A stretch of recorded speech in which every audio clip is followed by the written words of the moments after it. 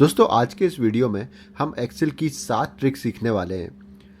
पहले नंबर पर है, कभी कभी हमें डेटा इस तरह से मिलता है जो कि नंबर्स होता है बट वो टेक्स्ट के रूप में होता है और उस पर हमारा कोई भी फॉर्मूला काम नहीं करता है। तो इसको हमें, जैसे मैंने यहाँ पर फॉर्मूला लगा रहा हूँ बट ये फॉर्मूला काम नहीं कर रहा है, तो इसको हमें वैल्यू में कैसे कन्वर्ट करना है। सिंपल आपको वैल्यू फार्मूला लिखना है और रेंज दे देना है आपको और फिर बस एंटर कर देना है। तो वैल्यू फार्मूला का यूज़ करके आप इस तरह से आपके टेक्स्ट को नंबर्स में कन्वर्ट करके कोई भी फार्मूला ऑपरेशन आप यूज़ कर सकते हैं। इसके बाद एक और जो प्रॉब्लम होती है नंबर्स के मामले में, हम 11 नंबर से कभी भी अगर कोई टेक्स्ट ज़्यादा लिखते हैं, जैसे कि आपने ये यहाँ पर लिखा 11 अगर नंबर से ज़्यादा हुए उसमें, तो ये इस तरह से प्लस करके आ जाता है और पूरा नंबर दिखाई नहीं देता है। तो इसको आपको करेक्ट करने के लिए क्या करना पड़ेगा, ये देखिए, अगर मैंने इसको बड़ा भी किया और थोड़े और नंबर्स बढ़ा दिए तो भी ये पूरा नंबर हमें दिखाई नहीं दे रहा है।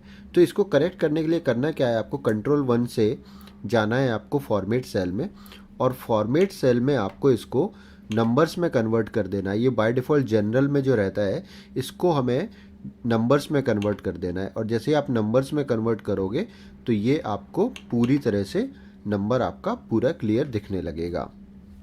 इसके बाद एक और मैं बोनस ट्रिक आपको बताता हूँ। आई डोंट नो ये कितने काम की होगी आपके, ये नॉर्मली काम में नहीं आती है, बट जैसे कि आप देख रहे हैं यहाँ पर एक एक्सेल शीट है जिसमें कुछ नंबर्स लिखे हुए हैं और यहाँ पर मैंने उनका टोटल किया है। टोटल तो सिंपल फार्मूला से किया है, सम फार्मूला दिया और रेंज दे दी B3 से लेकर G11 तक, तो ये इसका टोटल हो गया 22,845। लेकिन अगर आपसे कहा जाए कि यहाँ पर टोटल करना है आपको सेंटर में, बीच में, तो क्या आप कर सकते हो, इजिकल टू किया हमने, सम का फॉर्मूला लगाया और रेंज दे दें पूरी यहाँ से यहाँ तक, ओके, और फिर एंटर करें। तो ये देखिए, ये हमें मैसेज आ रहा है कि ये सर्कुलर रेफरेंस पर टोटल नहीं होगा। ठीक है, तो इसको अगर करना है तो आप कैसे कर सकते हैं वो मैं आपको बताऊंगा। अभी मैं ये डिलीट कर देता हूँ फॉर्मूला। आपको जाना है फॉर्मूलाज में, और फॉर्मूलाज में यहाँ लास्ट में आपको आना है कैलकुलेशन ऑप्शंस में। कैलकुलेशन ऑप्शंस में 3 ऑप्शन मिलेंगे, automatic except for data tables और थर्ड मैनुअल। तो आपको मैनुअल सिलेक्ट कर लेना है, और मैनुअल सिलेक्ट करने के बाद आप फिर से वही फॉर्मूला लगाइए जो हमने पहले लगाया था, सम, और फिर रेंज दे दी और ब्रैकेट क्लोज कर दिया। तो अब देखिए ये टोटल यहाँ पर हो गया। ये यहाँ पर भी हो जाएगा या फिर कहीं और पर दें, हम यहाँ पर दें तो भी हो जाएगा। तो इस तरह से इसको, क्योंकि आपने कैलकुलेशंस को मैनुअल कर दिया, ना कि एक्सेल के जो बाय डिफ़ॉल्ट रूल्स हैं उसके थ्रू, तो जब हमने मैनुअल कर दिया तो ये यहाँ पर टोटल इसका हो गया। इसके बाद थर्ड जो ट्रिक है उसमें मैं बताने वाला हूँ कि अगर कोई आपको शीट इस तरह से मिली है और आपको फाइंड आउट करना है कि इसमें से कौन कौन सी सेल्स में फार्मूला लगे हुए हैं, और फार्मूला लगे हुए हैं तो क्या फार्मूला लगे हुए हैं, और जो डेट्स हैं वो भी करेक्ट फॉर्मेट में लिखी हुई है या नहीं लिखी हुई है। तो इन सब 3-4 चीज़ों को करने के लिए सिंपल एक ही की प्रेस करना है आपको, कंट्रोल के साथ ये टिल्ड की जो आपकी टैब की के ऊपर होती है, इस की को जैसे ही आप प्रेस करोगे तो आप देखोगे इसमें कहाँ कहाँ फार्मूला लगे हैं। जैसे देखिए सीरियल नंबर में फार्मूला लगा हुआ है, और क्या फार्मूला लगा हुआ है ये भी दिख रहा है आपको। फिर आगे आएंगे आप तो ये DOB थी, डेट ऑफ बर्थ थी, और ये मंथ था, और डेट ऑफ बर्थ और मंथ में भी आपको पता चल रहा है कि कौन सी date of birth correct format में है और कौन सी सही फॉर्मेट में नहीं है। जैसे आप यहाँ पर जो भी नंबर्स आ रहे हैं इसका मतलब ये करेक्ट फॉर्मेट में है, और जो भी ये डॉट करके लिखा हुआ है, जैसे एक ये लिखा हुआ है, एक ये लिखा हुआ है, फिर यहाँ पर नीचे जाते हैं तो एक ये लिखा हुआ है, मतलब ये जो इस तरह से दिख रहा है, नॉन नंबर्स जो दिख रहे हैं वो आपके करेक्ट फॉर्मेट में नहीं है, करेक्ट डेट फॉर्मेट में नहीं है, उनको आपको करेक्ट करना पड़ेगा। और आगे आगे देखिए तो इंसेंटिव का क्या फॉर्मूला लगा हुआ है ये भी यहाँ पर दिख रहा है। तो अगर आपने ये सब चेक कर लिया और इसके बाद आपको फिर से वहीं पर जाना है, फिर से वापस अपनी एक्सेल शीट में जाना है, तो ये यहाँ पर Ctrl+Z काम नहीं करेगा। आपको क्या करना पड़ेगा, अगेन कंट्रोल के साथ वही टिल्ड की आपको प्रेस करनी पड़ेगी। अगेन देखिए मैंने कंट्रोल के साथ टिल्ड की प्रेस की तो वापस डेटा मेरा एज इट इज़ आ गया। ओके, तो इसको आप यूज़ कर सकते हैं 2-3 चीज़ों में। एक, फॉर्मूला चेक करने में, पूरी शीट में आपके कहाँ कहाँ फॉर्मूला लगे हुए हैं, और दूसरा आपकी डेट का फॉर्मेट सही है या नहीं वो चेक करने में भी आप इसको यूज़ कर सकते हैं। इसके बाद नेक्स्ट जो ट्रिक है वो मैं बताने वाला हूँ कि एक नॉर्मल डेटा और एक टेबल से डेटा बनाने में क्या क्या बेनिफिट्स होते हैं। तो यहाँ पर आप देख रहे हैं कि ये एक डेटा है जिसमें मैंने यहाँ पर टोटल कर रखे हैं, नीचे टोटल है और राइट साइड में भी यहाँ पर टोटल है, और इसके बाद एक वेस्ट जोन का अलग से टोटल कर रखा है जिसमें पुणे और नागपुर का टोटल होके यहाँ पर नंबर्स आ रहे हैं। अब इन नंबर्स को मैं यहाँ से हटा देता हूँ थोड़ी देर के लिए, और फिर आप देखेंगे कि ये टेबल में अगर हम यही चीज़ टेबल बना के इसको क्रिएट करके करें तब क्या होगा। ये देखिए, मैंने इसको सिलेक्ट किया और फिर इसके बाद कंट्रोल टी प्रेस करके ये पूरी रेंज को मैंने एक टेबल में कन्वर्ट कर लिया, तो ये एक टेबल में कन्वर्ट हो गई। इसके बाद अगर आपको इसका लेआउट चेंज करना है, व्यू चेंज करना है, तो आप व्यू में जाके ये ग्रिड लाइंस वगैरह हटा सकते हैं, या फिर अगर आपको चूज़ करना है, लगाना है, तो आप लगा के रख सकते हैं। इसके बाद नेक्स्ट जो ऑप्शन है वो आपको क्या यूज़ करना है कि मैं यहाँ पर टोटल करता हूँ। ठीक है, ये देखिए टोटल किया तो एक बार में क्लिक किया और आप देखोगे पूरा टोटल ऑटोमेटिक हो गया। सिमिलरली हमने यहाँ पर टोटल किया नीचे का, ओके, और इसके बाद हमने यहाँ पर टोटल किया वेस्ट जोन में नागपुर और पुणे का। तो एक बार क्लिक करने के बाद एक तो ये ऑटोमेटिक बाकी के रोज़ में टोटल आ गया, हमें कॉपी पेस्ट नहीं करना पड़ा। दूसरा आप देखिए कि यहाँ पर जो फॉर्मूला है, यहाँ फॉर्मूला बार में देखिए आप कितना क्लैरिटी के साथ दिखता है इसमें कि ये जो टोटल हो रहा है वो किस किस कॉलम का हो रहा है, नागपुर और पुणे कॉलम का हो रहा है।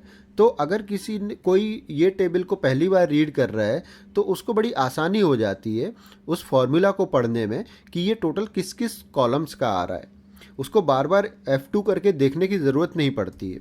ओके, तो ये एक कुछ बेनिफिट होते हैं टेबल के, और एक नॉर्मल डेटा जो हम बनाते हैं या फिर एक टेबल के थ्रू जो हम डेटा बनाते हैं। और भी कुछ बेनिफिट होते हैं। फॉर एग्जांपल यहाँ पर मुझे एक और कॉलम जोड़ना है, जैसे कि नॉर्थ जोन मुझे जोड़ना है, तो मैंने सिंपली देखिए नॉर्थ लिखा और बाकी की फॉर्मेटिंग ऑटोमेटिक अप्लाई हो गई। अगर आपकी नॉर्मल टेबल होती तो आपको फिर से वही फॉर्मेट पेंटर में जाके फिर से टेक्स्ट पूरा कॉपी करना पड़ता, फॉर्मेट कॉपी करने पड़ते, जबकि यहाँ पर फॉर्मेटिंग ऑटोमेटिक कॉपी होके आगे आगे बढ़ती जाती है। इसके बाद जो नेक्स्ट ट्रिक है वो मैं बताने वाला हूँ आपको कि अगर आपको कोई ऐसा डेटा है जिसमें आपको सीरियल नंबर लिखना है जो कि चेंज हो जब भी आप फिल्टर लगाएं। फॉर एग्जांपल अभी मैं एक नॉर्मल सीरियल नंबर लिख देता हूँ और फिर उसके बाद एक फ़िल्टर लगाता हूँ यहाँ पर, और फिल्टर लगाने के लिए मैंने यूज़ किया ये जो मेरा बटन है शॉर्टकट बटन, क्लिक किया यहाँ पर और ऑटो फिल्टर पर क्लिक किया। ऑटो फिल्टर पर क्लिक किया तो आप देखोगे ये चेन्नई पर फिल्टर लग गया, लेकिन ये सीरियल नंबर कैसे आ रहे हैं आप देखो 1 2 3 से 6 और फिर 9 आ गया और 19 आ गया और 20 आ गया।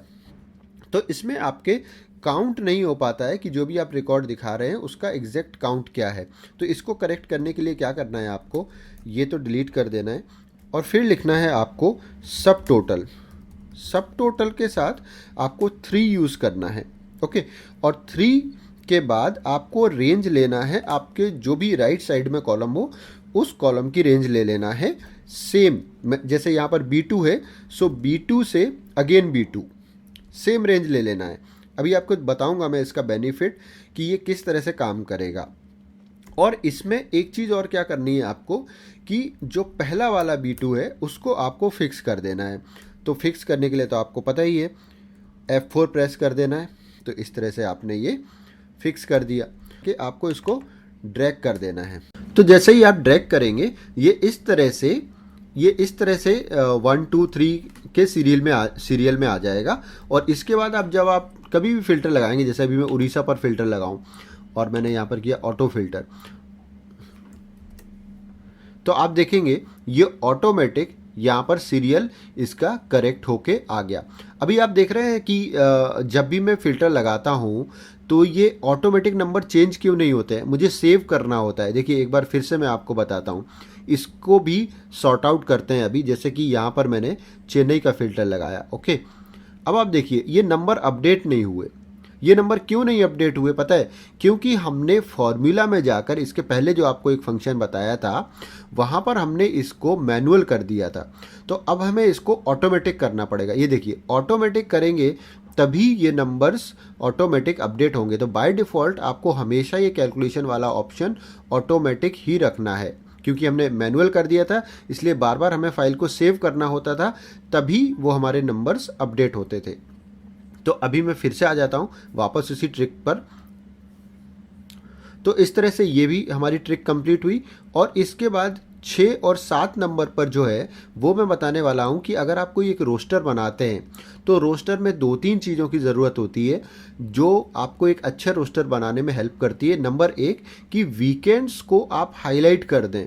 तो वीकेंड्स को जब आप हाईलाइट कर देते हैं तो चांसेस कम हो जाते हैं कि वहाँ पर आप प्रेजेंटेशन उसकी लगाएं, प्रेजेंट दिखा दें या फिर उसको वीकली ऑफ ना दें। तो इसके लिए क्या करना होता है, जैसे ये एक शीट है, इसमें मैंने संडे मंडे ट्यूसडे लिखा हुआ है। इसका फॉर्मूला भी आप देख सकते हैं कि क्या फॉर्मूला है।